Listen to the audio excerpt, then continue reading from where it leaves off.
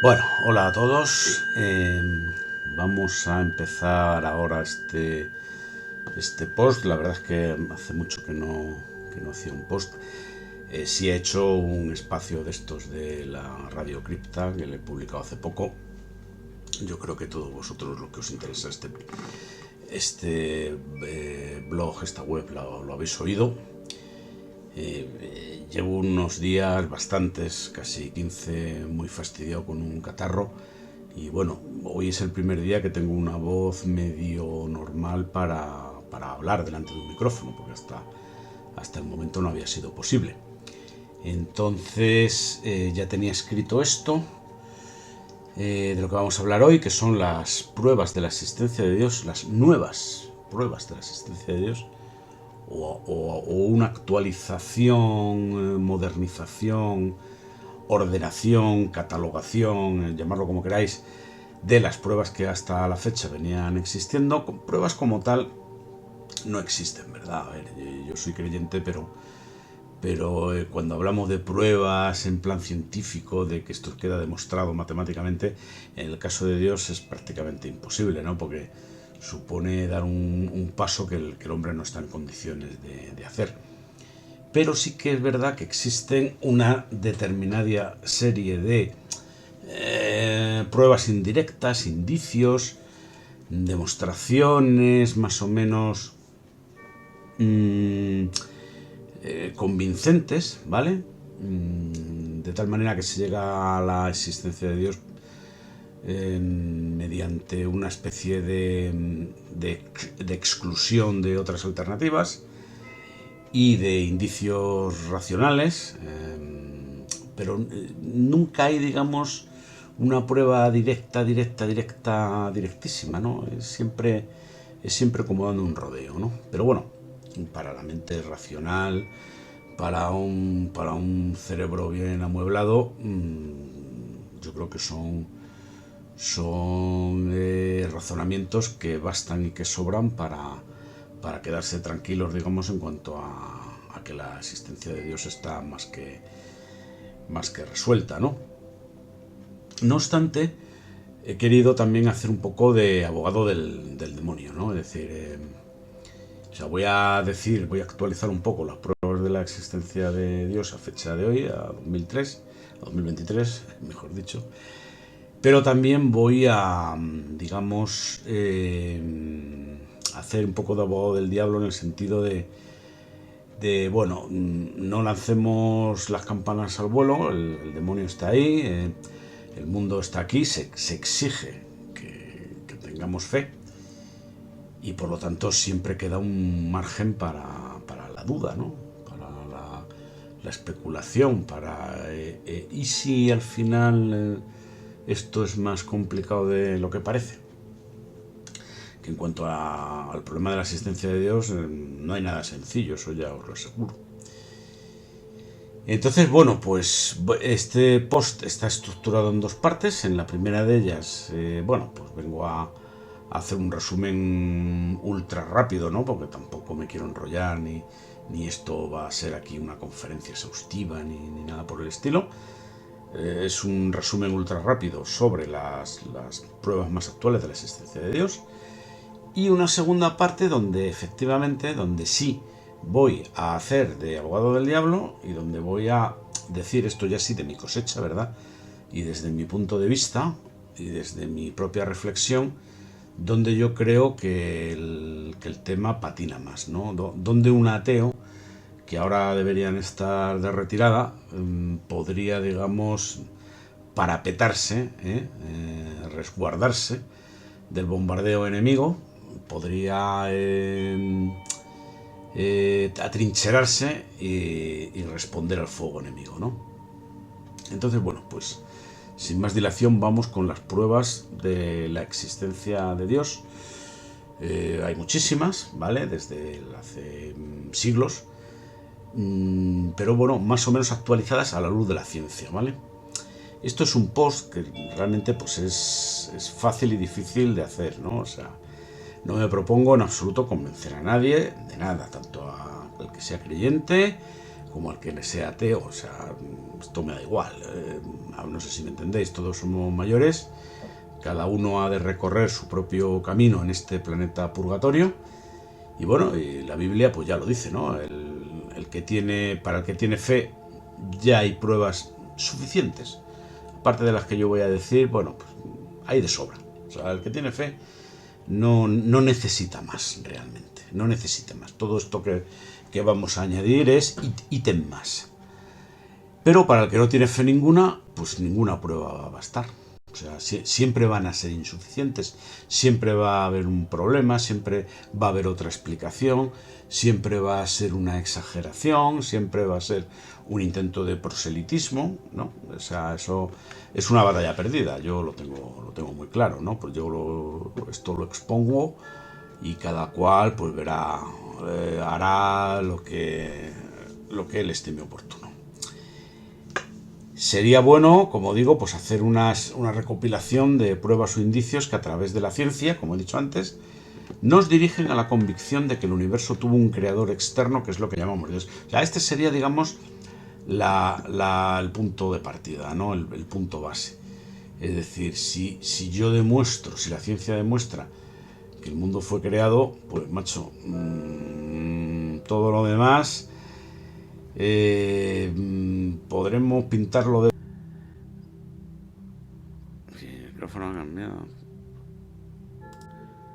De modo que efectivamente, pues, bueno, ya el resto de las cosas, pues va a ser, o sea, por mucho que el ateo luego quiera retroceder, quiera atrincherarse, si el mundo fue creado, ya va a tener que refugiarse en que hayan sido extraterrestres, viajeros en el tiempo, no sé, seres interdimensionales o cualquier chorrada que se le ocurra, porque el tema es complicado. O sea, como dije al principio, quizá la palabra prueba no sería adecuada aquí, ya que estamos hablando de Dios, que es un ser infinito y externo a todo lo que hay en el universo, incluido el universo mismo. Es decir, Dios es externo a todo.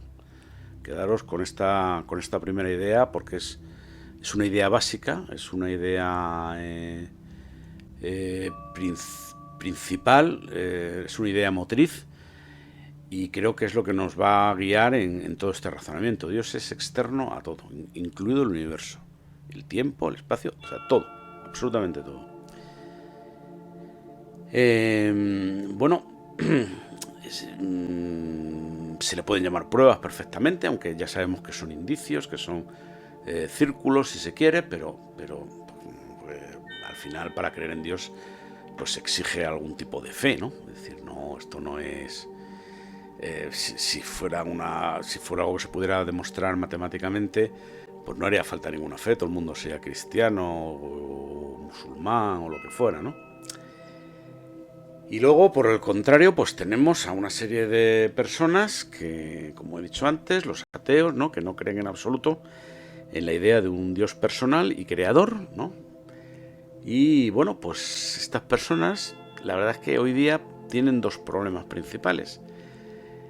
El primero de ellos es que no son muchos en número, ¿vale? O sea, y yo de esto sé, porque ya hice una encuesta muy amplia hace ya años y aquí en España, ateos, si llegan a un 10%, ya... Lo que se dice ateos, ¿vale? Es decir, luego están los que posturean. Es que ser ateo es muy difícil, ¿vale? Digo un ateo de verdad, o sea, alguien que mental y filosóficamente no cree en Dios. Esto genera una grave perturbación en la psique por razones obvias. Llega la muerte, fundido en negro, y nunca más se supo. Adiós. Bueno, adiós no, más bien hasta nunca.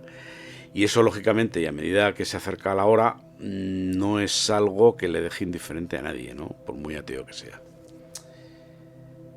Por lo tanto, pues es lógico pensar que no haya demasiados ateos auténticos. Y de hecho, ya os digo que yo hice esa encuesta y creo que no llegaba a un 10%. Yo diría que ni a un 5%. El segundo problema que yo les veo es que, como consecuencia del primero, pues hay una gran cantidad de falsos ateos, es decir, gente que posturea de ateo, ¿no? Incluyo aquí los autodenominados agnósticos. Cuando una persona joven de hoy día en Occidente dice o se declara atea, eso habitualmente es falso, ¿vale? Realmente lo que es anticristiana, ¿vale? O antirreligiosa, si queréis, en términos generales. Y lo enmascara diciendo que es ateo. Los ateos famosos, como Bertrand Russell o Richard Dawkins, en realidad son extremistas anticristianos, ¿vale? El ateísmo, ellos no son ateos, son anticristianos. El ateísmo es solamente pues una fachada, ¿no? Un postureo personal que tienen ellos. Posturean de intelectuales. Y además, fijaros, es una actitud, se puede creer más o se puede creer menos, o puede tener uno un lío en la cabeza, pero esta es una actitud ciertamente estúpida, porque si partes de la base de que Dios no existe, entonces ¿a qué viene esa inquina contra el cristianismo? O sea, leer la obra de Bertrand Russell. Bertrand Russell no está diciendo en casi ningún momento que es ateo, él dice que no es cristiano o que es anticristiano. Ciertamente nunca ponen como ejemplo el Islam, ¿no? No dicen que son antiislámicos. ¿Por qué será? O tampoco dicen que son antijudíos, ¿no? Que incluso estas religiones pues son vistas con simpatía y con cierta benevolencia, ¿no? Por estos falsos ateos, no sé. En fin, no voy a seguir más por aquí porque esto es como perder el tiempo, ¿no? Los ateos son como los terraplanistas. Practican una religión que es la del ateísmo, la religión de decir que no tienen religión. Bueno, vamos a lo que son en sí mismo las pruebas. Bueno, las pruebas basadas en la ciencia, que es de lo que yo voy a hablar un poco aquí, están basadas en las últimas teorías científicas pues más modernas, ¿no? Las grandes teorías científicas del siglo XX, que son básicamente dos, como todos sabéis: la teoría de la relatividad, especial y general, y la teoría de la mecánica cuántica, ¿no? Bueno, la teoría física realmente se llama física cuántica, y la mecánica cuántica es la parte matemática de la física cuántica, ¿no? Que es la teoría. Entonces, básicamente, por haceros un resumen, la teoría de la relatividad, el Big Bang y todas estas cuestiones cosmológicas anejas vendrían a demostrar sin ningún género de dudas, repito, sin ningún género de dudas, que el universo ha sido creado. Yo no voy a entrar si ha sido Dios, si ha sido Yahvé o si ha sido quien sea. Evidentemente tiene que haber sido creado por alguien externo al propio universo. Entonces ya estamos definiendo a alguien externo al propio universo que tiene el poder de crear un universo. En fin, si eso no es Dios, pues ya me diréis vosotros quién es.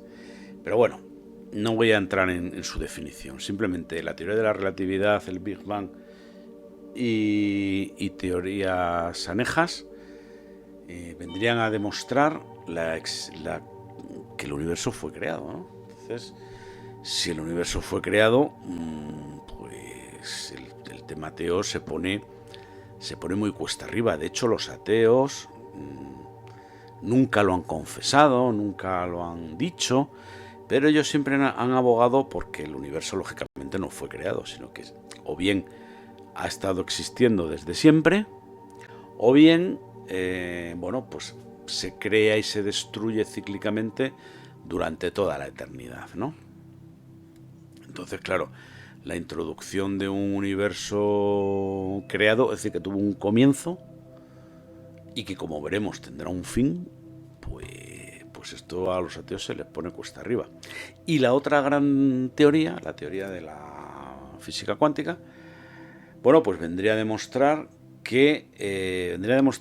dos cosas. La primera, que existe el libre albedrío, que no existe el determinismo, que el destino no está escrito, que depende de nuestras acciones, con mayor o menor probabilidad depende de lo que escojamos, pero que el hombre es básicamente libre, que el universo tiene una existencia real, independientemente de nuestra percepción subjetiva del mismo, y que bueno, pues esto pone un poco cuesta arriba pues claro, el ateo al final ¿qué piensa? Porque, en fin, pues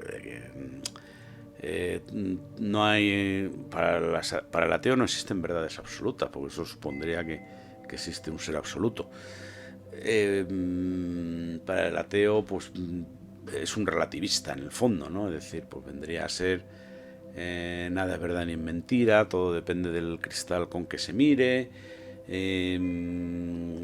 Al final no existe ninguna realidad objetiva, porque todo son percepciones, todo son subjetividades, todo es como yo lo veo, todo es la construcción que hace la mente. Pues hombre, un poco si hemos visto aquí en este blog, habéis visto vosotros las teorías que hay por ahí de los ovnis, de estas de Caravaca y compañía, de que bueno, pues al final los ovnis no existen, o existen nada más que en la mente del que los ve, no hay una realidad objetiva, tú te confundes, no tienes nada claro, bueno, pues... Pero cuando existe una realidad objetiva, real, que está ahí, externa a ti, que alguien ha puesto ahí y que no has sido tú, pues hombre, y que además eso ha tenido un comienzo en el universo, pues está claro que la cosa para el ateo medio se pone muy, muy cuesta arriba. Todos tenemos más o menos claro que un principio básico que no es ni de física ni de nada, sino de pura lógica, que es que de la nada nada puede salir, ¿vale? No solo es imposible que algo, cualquier cosa, la que os podáis imaginar, haya llegado a existir causado por sí mismo, ¿no? Sino que es imposible que nada que haya llegado a existir se explique por sí mismo. Esta observación viene ya de lejos. Ya Leibniz en el siglo XVIII se preguntaba, que es una de las grandes cuestiones de la filosofía, ¿verdad? ¿Por qué existe algo en lugar de nada? ¿Vale? Lo cierto es que no somos necesarios, y esto ya conforma el llamado argumento cosmológico de Leibniz, o también llamado argumento de la contingencia, que viene a decir: 1. Todo lo que existe tiene una explicación para su existencia. Esto es de perogrullo. 2. Si el universo tiene una explicación para su existencia, esa explicación es Dios. El universo existe, luego Dios existe. Veamos las alternativas. Puesto que el universo existe, entonces, o bien ha existido desde siempre, o como creen los ateos, o bien tuvo un comienzo, como creen los creacionistas, las personas que creen en Dios. No hay más opciones, ¿vale? Si el universo existió desde siempre, el universo es eterno. Esto no hace falta ir a Salamanca para verlo, ¿no? Entonces las opciones con referencia a la existencia de Dios son: A. Tanto Dios como el universo son eternos, ¿vale? B. El universo es eterno y Dios no existe, todo lo que creen los ateos. C. El universo es eso que llamamos Dios. Bueno, sería una especie de algo orientalista, ¿no? Como esto de que todo es Dios, y el universo es Gaia, y el universo es Dios, y todo esto. Por lo tanto, suponiendo que el universo no sea eterno, entonces tuvo un comienzo. Si tuvo un comienzo, no pudo surgir de la nada, como hemos visto antes. Y si no surgió de la nada, entonces tuvo que ser creado, que es el que lo creó, pues es lo que llamamos Dios, o algo que se le parece mucho, ¿verdad? Recapitulando, hasta ahora no hemos hablado nada de física, ni de matemáticas, ni cosmología, ni nada parecido. Hemos aplicado la lógica pura y dura, la cuenta de la vieja, o sea, las leyes de perogrullo. Pero veamos otra cuestión. Si está claro que el universo tuvo un principio, ¿tendrá algún tipo de final? Bueno, pues parece ser que la física nos dice que el universo sí tendrá algún tipo de final. En concreto, la segunda ley de la termodinámica nos dice que el universo terminará agotando su energía, se enfriará, O sea, el calor siempre va del foco más caliente al más frío. Y todo a lo que no se aplique energía, pues digamos que de alguna manera, es decir, todo proceso físico gasta energía. Y esa energía siempre se degrada, ¿vale? Y por lo tanto, pues al final no hay energía que gastar. Y tendríamos lo que llamamos una muerte térmica. O sea, el universo seguirá existiendo, sí, los átomos, pero digamos que al final quedará evaporado, frío, inmóvil, con lo cual, bueno, pues no será de mucha utilidad. Pero ojo, seguirá existiendo. La muerte térmica del universo nos sirve sobre todo para demostrar que el universo tuvo un principio. Y así vemos que si el universo tendrá un final, aunque sea un final térmico y no existencial, ello sí implica que tuvo un principio. Y esto ya es un paso muy importante, ¿eh? Esto se deduce fácilmente echando hacia atrás el tiempo y viendo que la entropía, esa tendencia a la degradación de la energía, que no puede ser negativa, forzosamente alcanzará un mínimo, que es justo cuando empieza el universo. Como podemos ver aquí, pues bueno, hemos introducido dos teorías científicas, el Big Bang y la termodinámica, que nadie pone en duda ahora, o sea, no creáis que esto es especulativo. Ni siquiera los científicos ateos lo ponen en duda, ni siquiera los materialistas lo ponen en duda. Teorías que vienen a apoyar, al menos indirectamente, la existencia de un ente creador del universo, ente al que todas las religiones llaman Dios. Iremos viendo a lo largo de este extenso razonamiento que las pruebas que aquí se ponen podrían calificarse de indirectas, o sea, no existiría una prueba, digamos, concluyente fuera de toda discusión que demostrara la existencia de un Dios personal, pero todas apuntan a ello, y algunas apuntan de tal manera que es pues casi imposible no concluir esa existencia de Dios. Ojo, aquí lo que estamos probando, aunque sea indirectamente, es la existencia de un ente creador al que por comodidad o deformación del lenguaje venimos en llamar Dios, pero de ahí a decir que este Dios sea Yahvé, Alá o Vishna o el Tao va mucho camino, ¿eh? Este camino nosotros no lo vamos a recorrer, eso queda para las religiones y los credos particulares de cada cual. Pero, ¿de verdad tuvo el universo un comienzo? Y si lo tuvo, bueno, pues está claro, como hemos dicho antes, que Dios existe. Y si los ateos materialistas se emperran en que a pesar de todo Dios no existe, pues va a ser complicadísimo explicar ese comienzo del universo. Vamos, de hecho es imposible. Pero la respuesta es categóricamente sí. El universo efectivamente tuvo un comienzo. Y no lo dice la Iglesia, ni los curas, ni las religiones, lo dice la ciencia. Y no es una teoría reciente, tiene más de 100 años y ha sido combatida, discutida, olvidada, comprobada, requete comprobada, restaurada y, muy a pesar de los ateos y bien que lo sienten ellos, puesta en lo más alto de las teorías científicas. De hecho, ya no es una teoría, sino que de alguna manera forma parte del corpus de conocimiento científico. Esa teoría, como ya os podéis imaginar, es el Big Bang. El Big Bang no ocurrió en un lugar y en un momento determinado, porque espacio y tiempo fueron ellos mismos creados por el Big Bang. Es absurdo preguntar qué había antes del Big Bang, porque no había un antes, no había tiempo. El tiempo es una parte del universo físico, como lo son los átomos o la gravedad, y fue creado con el Big Bang como lo fue creado el espacio y el resto del cosmos. Albert Einstein explica que hay una relación entre los objetos materiales y el espacio-tiempo. El espacio-tiempo afecta a los objetos materiales cambiando su camino y los objetos materiales afectan al espacio-tiempo cambiando su geometría.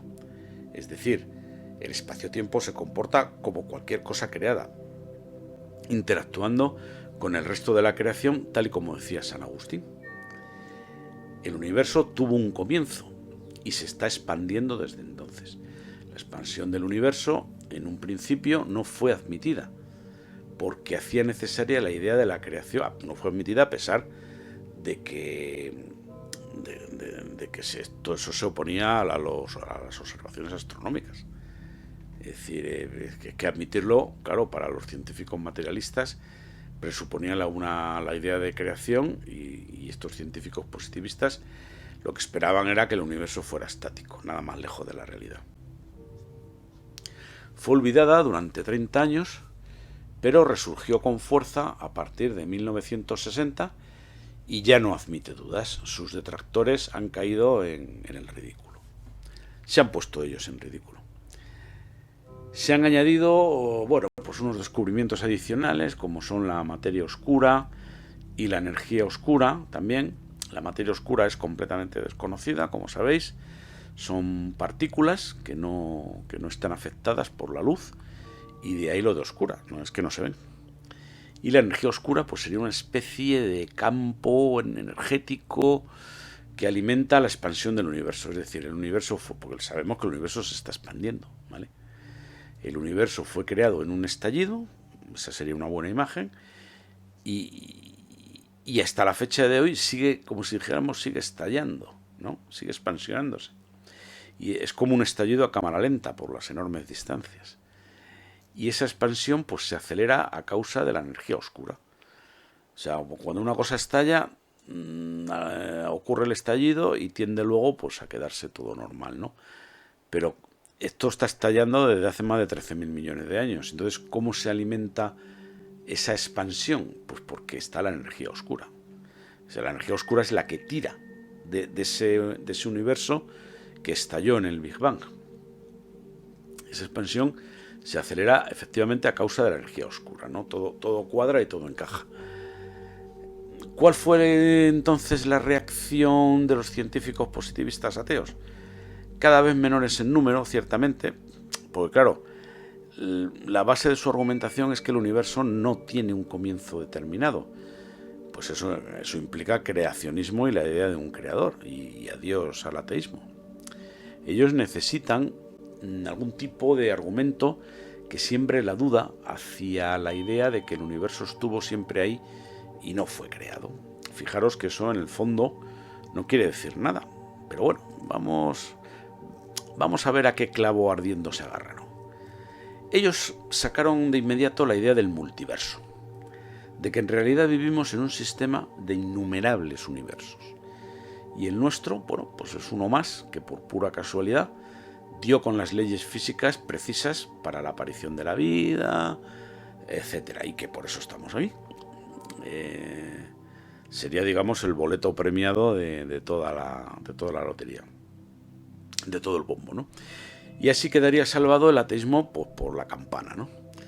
La presencia de un Dios creador en realidad no tiene ningún problema con la teoría del multiverso. Dios podría haber creado, si hubiera querido, pues tantos universos como él hubiera estimado oportuno. El problema de la teoría del multiverso está en el ámbito de la lógica.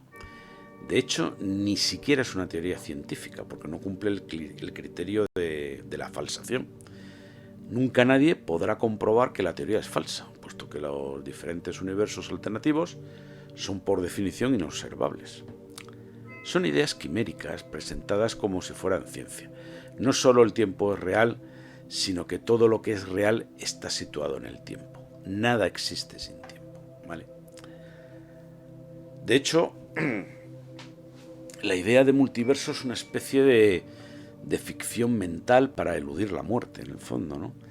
Ya que, bueno, pues de alguna manera, los universos paralelos, es que hay trillones de ellos y nosotros tenemos existencia en muchísimos, en muchos otros no, pero muchísimos sí, y varían pequeñas cosas, nada más. Entonces, bueno, pues es una forma de vivir innumerables vidas en innumerables universos, pero que no tienen contacto entre ellos. En el fondo, bueno, pues esto no es más que una pesadilla orientalista muy similar a la del Día de la Marmota, ¿no? O sea, esta falsa inmortalidad es en realidad una cárcel de donde nunca se puede salir, algo que tiene innegables resonancias con el infierno en el que creen las personas religiosas, un paralelismo ciertamente inquietante. Esto en cuanto a la teoría de la relatividad, el Big Bang y todo lo relacionado con el universo en sentido amplio. Pero, ¿qué tiene que aportar la otra gran teoría de la física del siglo XX? O sea, la mecánica cuántica, al problema de la existencia de Dios. Pues la verdad es que tiene bastante que decir. Veamos. En primer lugar, el futuro no está determinado. No importa lo que se oiga por ahí. El futuro no está escrito. El principio de indeterminación de Heisenberg invalida el determinismo científico. En palabras del propio Heisenberg, toda experiencia que hace posible una determinación de la posición de un objeto perturba su velocidad y viceversa. De tal modo que el único conocimiento que se tiene del futuro es un conocimiento probabilístico o estadístico. No obstante, aunque el futuro no esté determinado, tampoco eso significa que sea caótico. La indeterminación cuántica no es absoluta, sino que puede oscilar dentro de valores probabilísticos. Así, el sistema no seguirá una evolución determinista, pero sí obedecerá a las leyes de la probabilidad, ¿vale? No es el caos absoluto.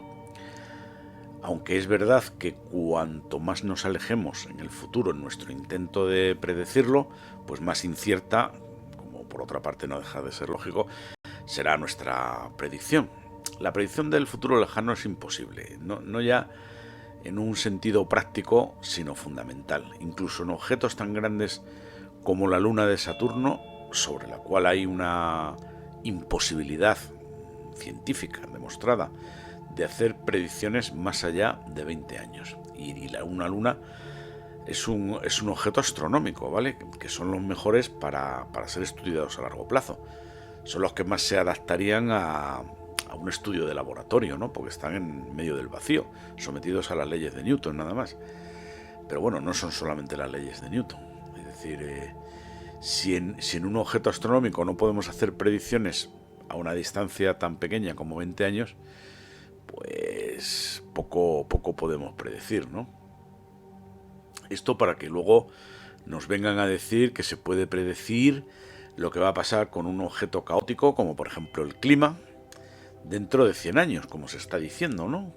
Se lleva décadas afirmando que la temperatura va a ser 1,5 grados mayor o 2,5 grados mayor dentro de 100 años. Y por lo tanto, el planeta se va a extinguir, ¿no? Esto es lo que dicen los falsos científicos climáticos. Estos hechos, por parte de la mecánica cuántica, garantizarían físicamente la existencia del libre albedrío. El precio de la libertad es la incertidumbre, decía Santo Tomás de Aquino. La incertidumbre es una ley de la naturaleza, decía Heisenberg. La conclusión es que la libertad es otra ley de la naturaleza. La mecánica cuántica deja nuestro cuerpo en cualquier momento en un estado de numerosos posibles futuros, cada uno con una probabilidad determinada. La libertad supone dos cosas. Primero, las alternativas que yo tengo para elegir, y segundo, la posibilidad de yo hacer una elección entre esas alternativas. La mecánica cuántica proporcionaría las oportunidades y solo la mente puede hacer la elección entre los posibles futuros. El mundo cuántico presenta físicamente la diferencia entre potencia y acto, tal y como especuló Aristóteles.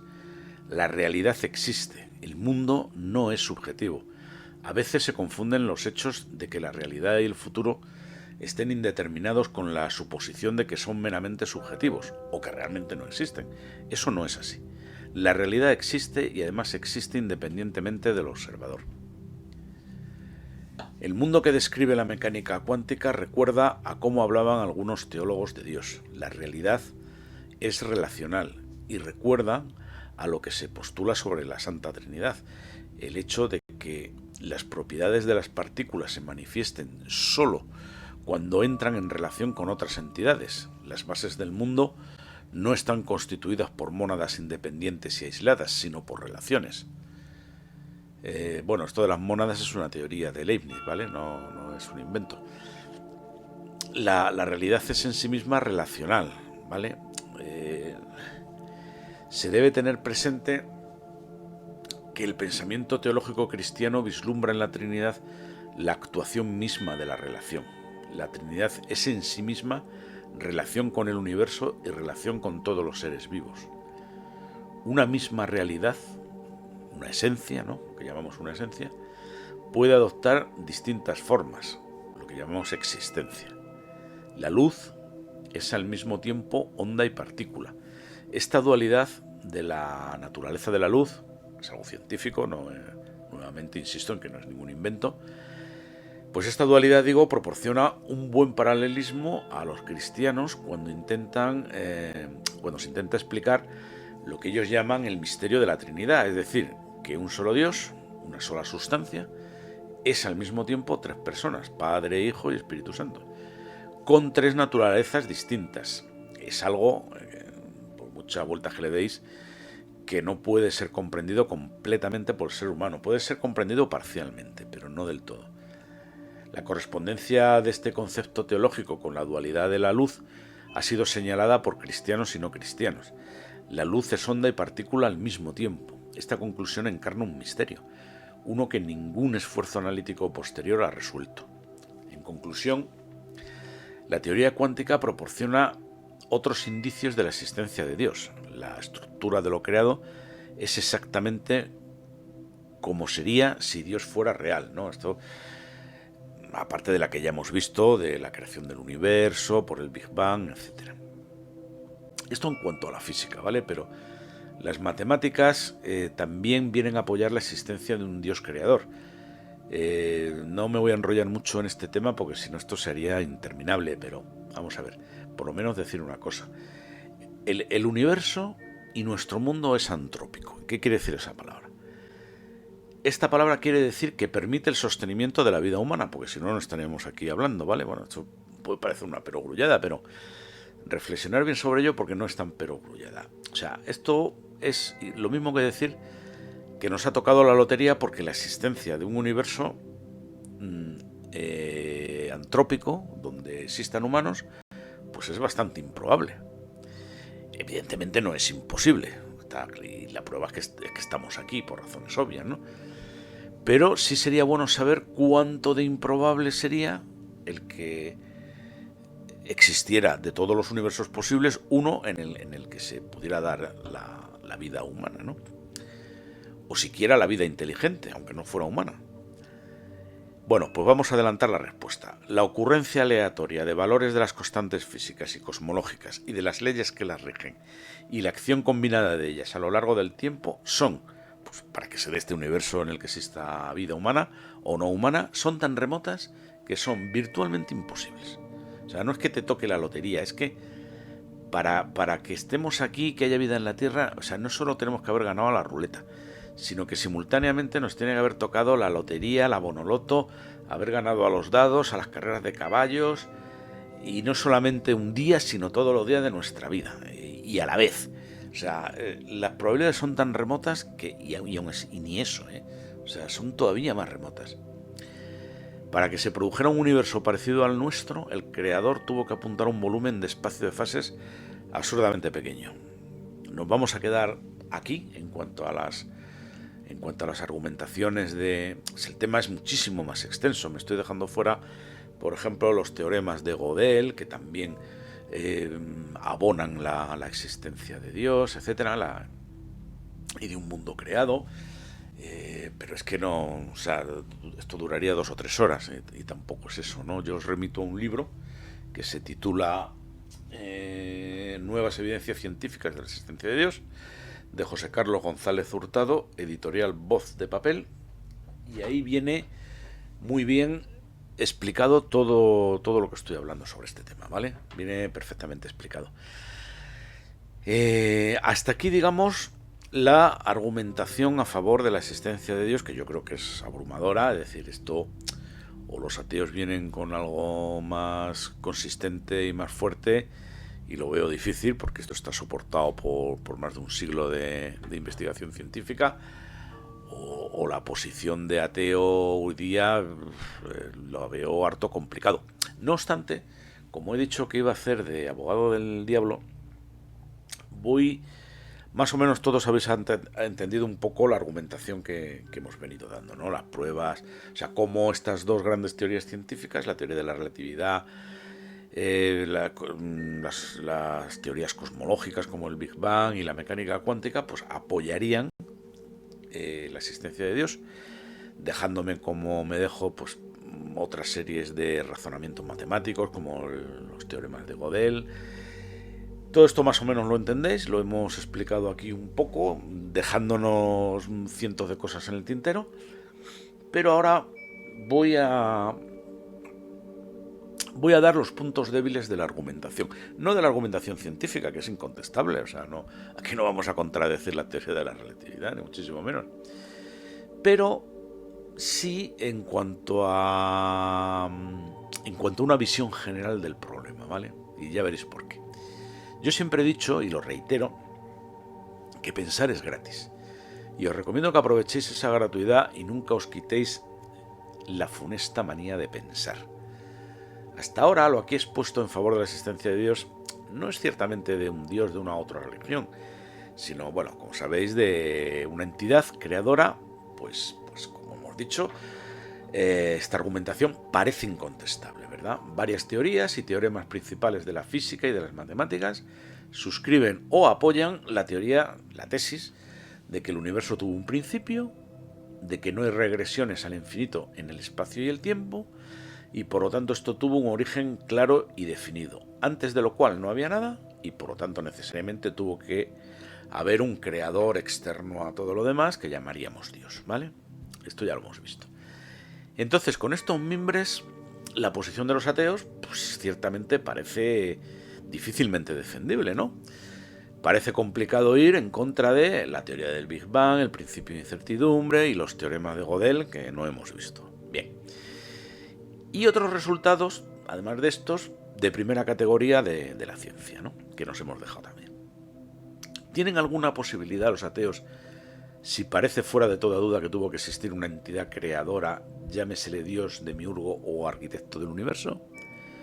Pues voy a hacer de abogado del diablo y voy a decir que efectivamente hay dos vías por las cuales se puede atacar la existencia de Dios. Que quede claro que no es mi postura personal. He dicho antes que yo personalmente sí creo en la existencia de un Dios creador del universo, de todo lo visible e invisible, como dice el credo, ¿no? Pero si fuera ateo, plantearía estas dos cuestiones de las que voy a hablar. No como pruebas en contrario, que lamentablemente para los ateos yo sinceramente no veo ninguna. Pero bueno, sí como esto que se dice en los juicios, ¿no?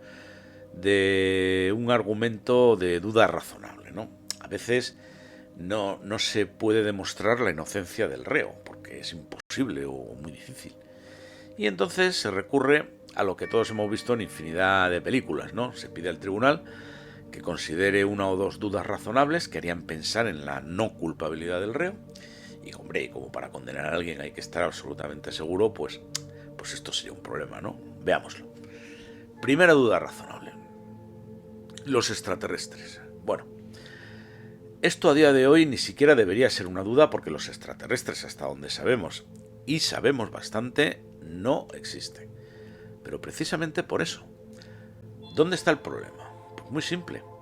Si mañana aterriza un ovni en Washington, se bajan los extraterrestres, convocan una rueda de prensa y dicen que vienen de la estrella tal en son de paz, que traen la cura de todas las enfermedades y un sinfín de maravillas y soluciones a nuestras penurias y que nos lo van a dar todo gratis et amore, pues ya os digo yo que las religiones tal y como las conocemos hoy día se terminan en 24 horas. ¿Qué digo en 24 horas?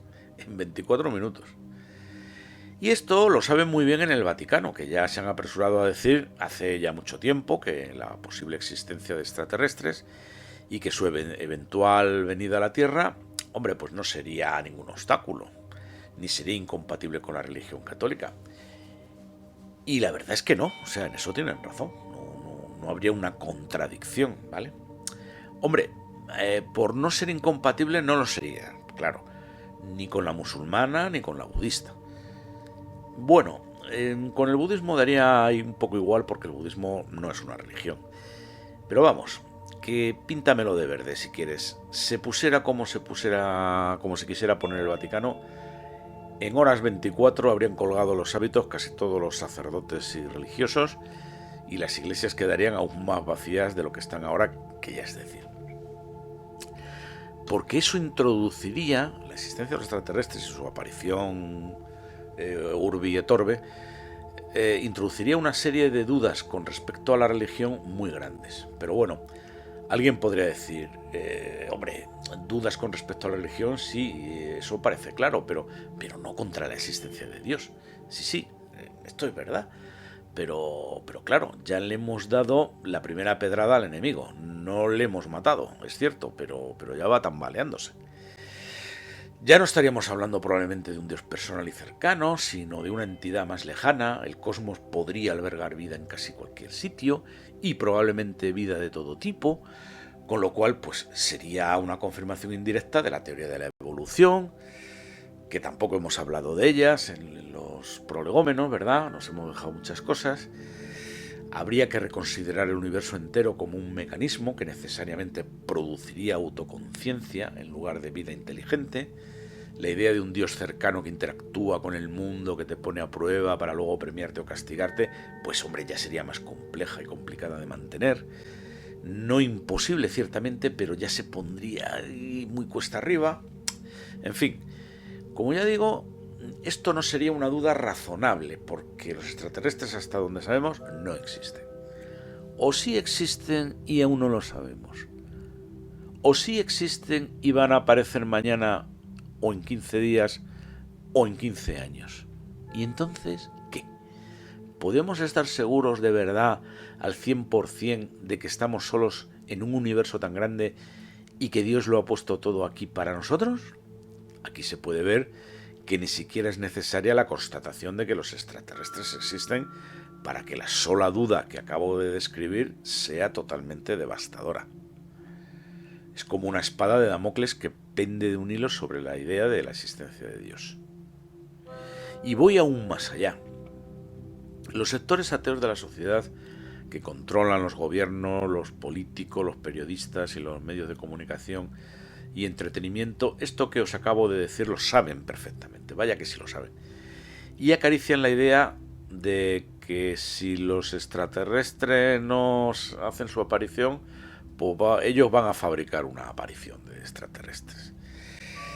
Y en este sentido, pues hombre, es en el que pueden inscribirse todas estas apariciones de gente, exmilitares, funcionarios del gobierno, empresarios, exagentes de inteligencia que están apareciendo día sí día también en tribunas públicas a decir que los extraterrestres existen, que están aquí, que ellos lo saben, que son testigos, que tienen pruebas, etc. Todo esto es falso, naturalmente, porque no hemos visto prueba alguna, pero ya están zascandileando.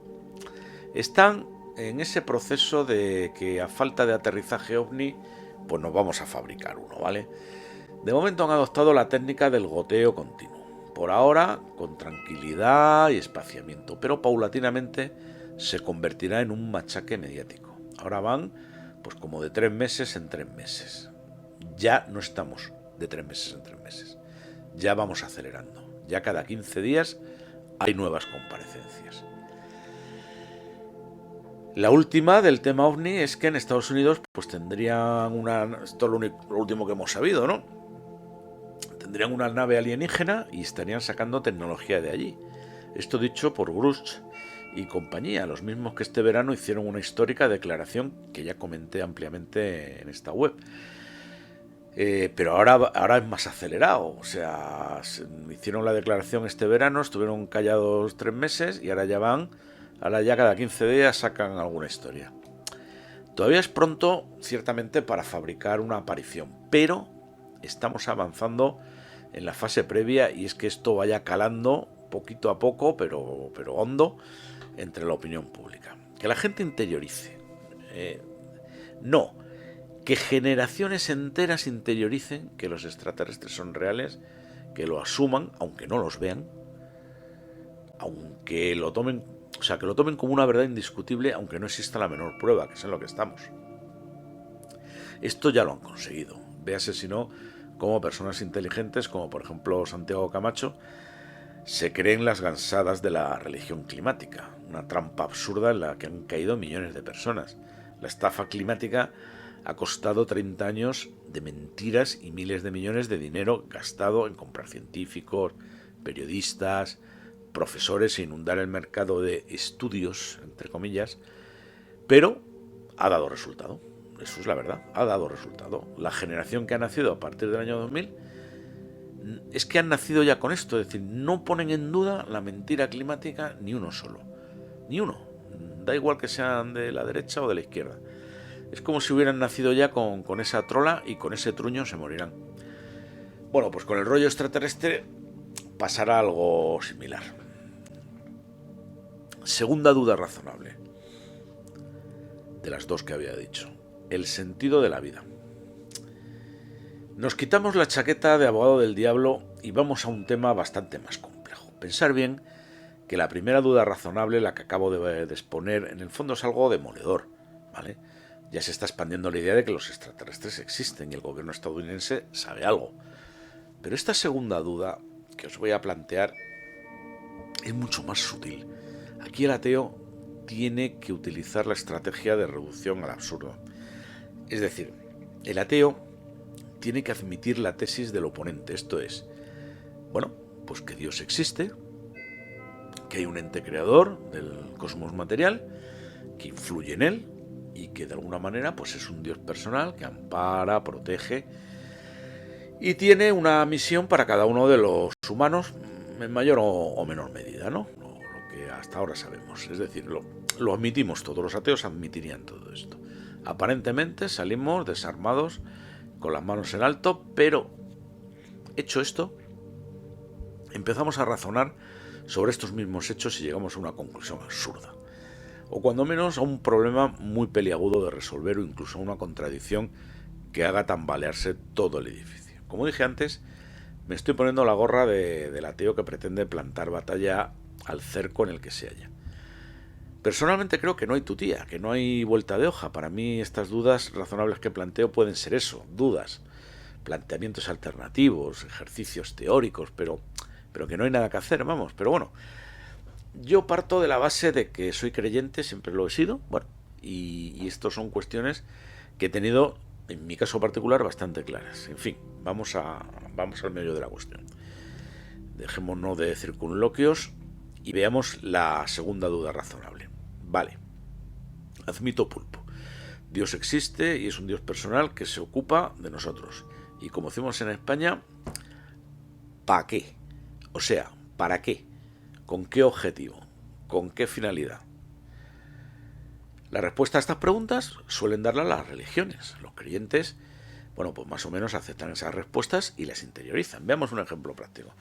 Si preguntas a un cura cuál es tu misión en la vida, qué es lo que Dios espera de nosotros, te dirá que, hombre, lógicamente, y para empezar, pues debes cumplir con los 10 mandamientos, los preceptos de la religión, ser buena persona, etcétera. Pero bueno, si profundizamos en esto, podría decirte que este planeta purgatorio, pues es eso, un planeta purgatorio, un lugar de paso, un lugar de peregrinación, un lugar donde se nos pone a prueba de alguna manera, ¿no? Una especie de juegos del hambre donde se pasan diferentes penalidades, injusticias, sufrimientos de todo tipo, para acabar en la muerte. Se supone que el sentido de esta cruel y triste realidad es que si, bueno, superas con determinada puntuación estos lamentables juegos del hambre, pues tendrás un premio, y si no lo superas, pues mala suerte, amigo, un castigo. Sí, ¿de verdad? ¿Eso es todo? ¿Ese es todo el rollo? ¿Un juego absurdo para que la mayoría de la gente, para el cual para la mayoría de gente esto no tendría ningún significado? Es posible que una minoría de personas lleve una vida de gran significado, ¿no? Una vida heroica, donde lucha a brazo partido contra las fuerzas del mal y al final sale victorioso de combates épicos, ¿no? Pero la duda razonable que yo planteo es que la vida para la inmensísima mayoría de las personas es muy poco heroica, más bien insulsa, llena de incapacidades, insuficiencias, mucho querer y no poder, infinidad de problemas que nunca se van a resolver. Insisto, que nunca se van a resolver, por mucho que digan los coaches, días de gloria que nunca van a llegar, logros que no se van a producir jamás y en definitiva, bueno, pues unas pocas décadas de existencia oscura y sin ningún sentido, en el fondo. Pensar bien en ello, echarle una pensada luego tranquilamente. y en muchos casos, en muchísimos casos, lamentablemente, pues llenar de sufrimiento físico, mental y espiritual. Eso sí, en casi todos los casos se constata una capacidad de sufrimiento sobrehumana, ¿no? Pero claro, no en todos los casos, ¿no? Ahí están las cifras de suicidios, eutanasias, violencia absurda, en definitiva, síntomas de que la vida para la mayoría de las personas oscila entre el horror y el absurdo.